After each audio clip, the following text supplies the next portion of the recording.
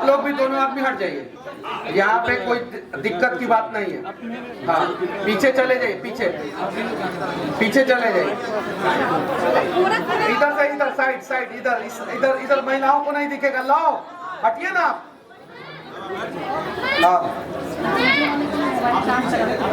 माँ, माटी और मातृभूमि से हमें प्यार होना चाहिए। मैंने दुनिया में माँ से ताकतवर किसी को नहीं देखा है। मैं जब जेल नहीं गया था तो उसके पहले जो है मैं समझता था कि एक महिला है मेरे घर पे, एक औरत है मेरे घर पे, एक स्त्री है मेरे घर पे जिन्होंने मुझे जन्म दिया है। और ये विधाता का बनाया हुआ विधान है कि एक स्त्री, एक महिला, एक औरत जो है किसी को जन्म देती है। लेकिन जब मैं जेल में गया और 9 महीना जेल में रहने के बाद जब मैं वहां से निकला तो मुझे पता था कि मेरे घर में कोई स्त्री नहीं थी, कोई महिला नहीं थी, कोई औरत नहीं थी, वो मेरी माँ थी। मुझे पता चला कि उस माँ से ताकतवर कोई नहीं है। जैसे कि मेरा और पप्पू यादव जी का विचारधारा की लड़ाई है, उनका विचारधारा थोड़ा अलग है, मेरा विचारधारा अलग है।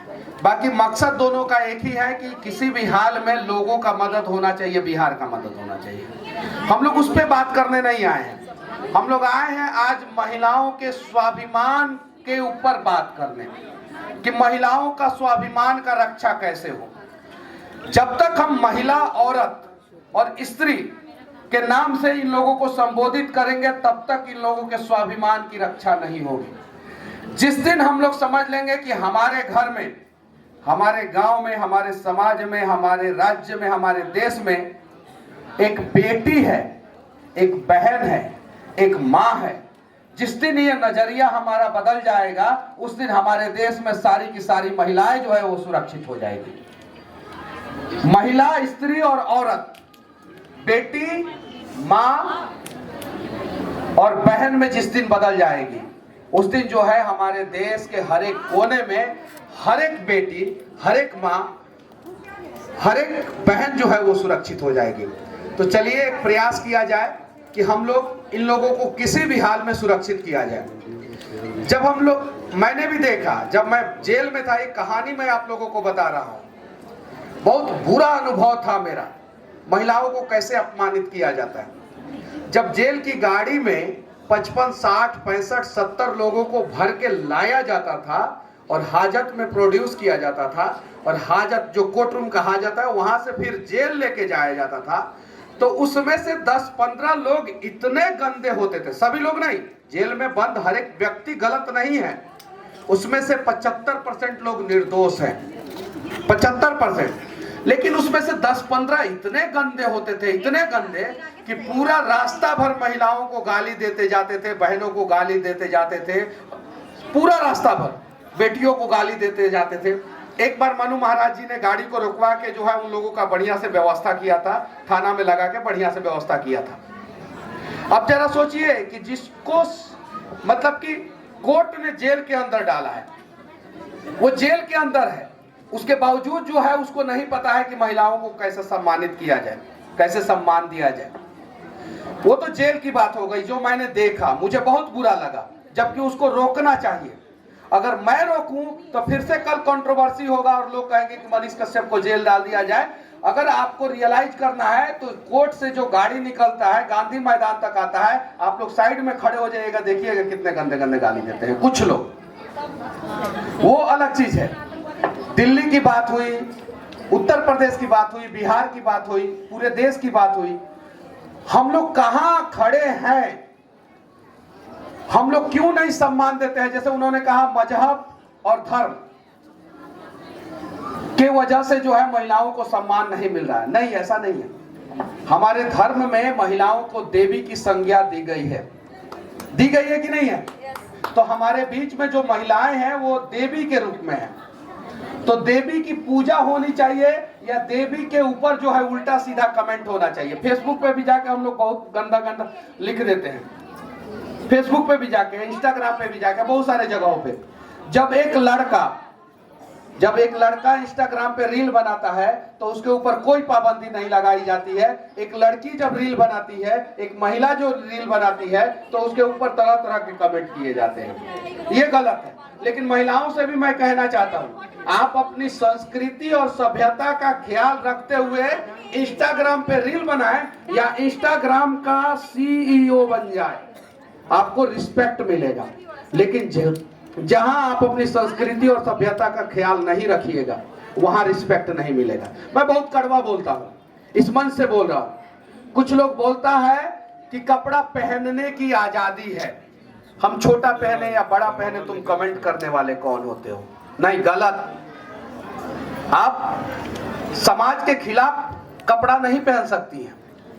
आप ऐसा कपड़ा नहीं पहन सकती हैं जिससे जो है समाज में गंदा मैसेज जाए। आप अगर महिला है, औरत है, स्त्री है, तो आपको जो करना है करें। लेकिन अगर आपको बहन बनना है, बेटी बनना है, माँ बनना है, तो संस्कृति और सभ्यता का ख्याल रखना होगा किसी भी हाल में। तो क्या आप लोग इसके लिए तैयार हैं? अच्छा, एक और चीज मैं कहना चाहता हूं, इस देश में बहुत सारी महिला आयोग है कि नहीं है? महिला विकास मंच भी है। पुरुष विकास मंच कब बनेगा? नहीं, पुरुष विकास मंच कब बनेगा? पुरुषों का आयोग कब बनेगा? इस मंच से मैं कहना चाहता हूं, महिलाओं के साथ अत्याचार नहीं होना चाहिए, हमें वहां पे खड़ा होना चाहिए। लेकिन दहेज उत्पीड़न के झूठे केस में ऐसे लाखों लोग हमारे देश के जेल में बंद हैं जिन्होंने गलती नहीं किया, उसके बावजूद जो है वो सलाखों के पीछे है। उनका बात कौन करेगा? उनका बात कौन करेगा? गांव में क्या होता है कि जमीन के लिए लड़ाई होता है, छोटी सी लड़ाई होती है, और उस लड़ाई का अंजाम यह होता है कि कुछ लोग 376 का केस करके और जेल में डलवा देते हैं, जबकि उस लड़ाई में ना महिला रहती है, ना इस टीम का महिला रहती है, ना उस टीम का महिला रहती है। तो इस चीज को कब रोका जाएगा? जब तक इस चीज को नहीं रोका जाएगा तब तक शायद ही कोई पुरुष महिला का सम्मान करेगा। इस चीज को भी रोकना है। हम लोग कहते हैं कि पुरुषों को सुधारना है, पुरुषों को सुधारना है, पुरुष गलत होते हैं, ऐसा वैसा ऐसा ऐसा। नहीं, पुरुष को भी सुधारना है, महिलाओं को भी सुधारना है।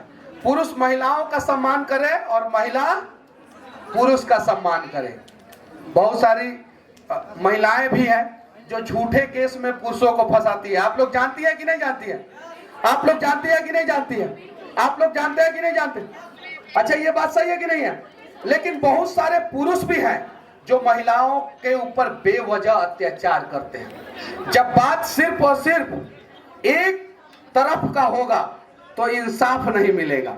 जब बात जो है दोनों का होगा तो दोनों को इंसाफ मिलेगा। तो महिला पुरुषों का सम्मान करे और पुरुष महिला का सम्मान करे, तब जाके जो है हमारे देश का विकास होगा। ये देखिए, बीना दीदी जो है कितना व्यस्त है।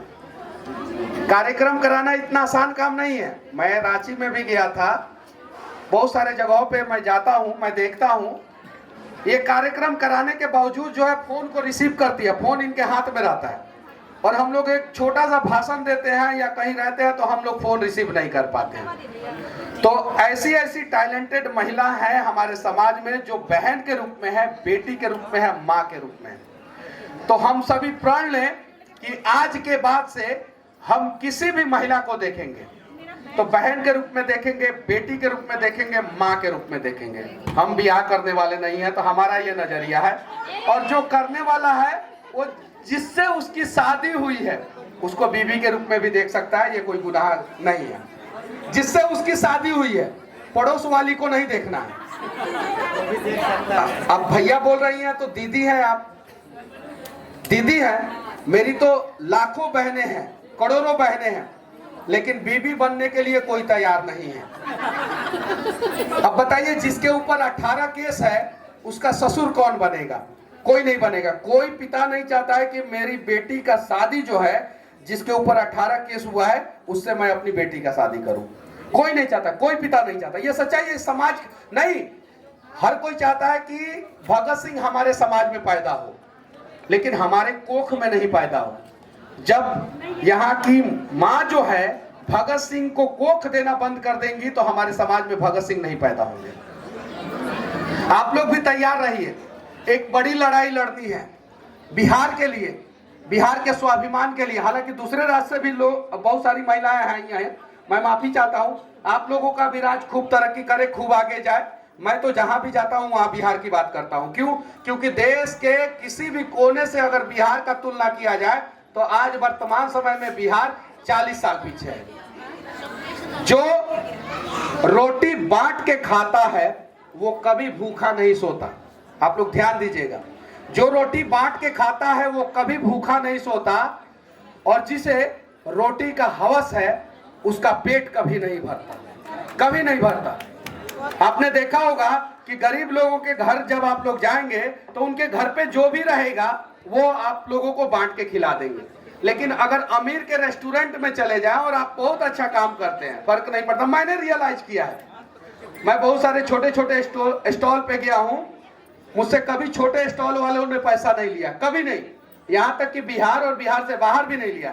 लेकिन बड़े बड़े रेस्टोरेंट में कभी कोई लेके जाता है तो 1570 रुपया का बिल होता है तो 1570 ही रुपया लिया जाता है, 1565 रुपया नहीं, 5 रुपया भी वो लोग नहीं छोड़ते।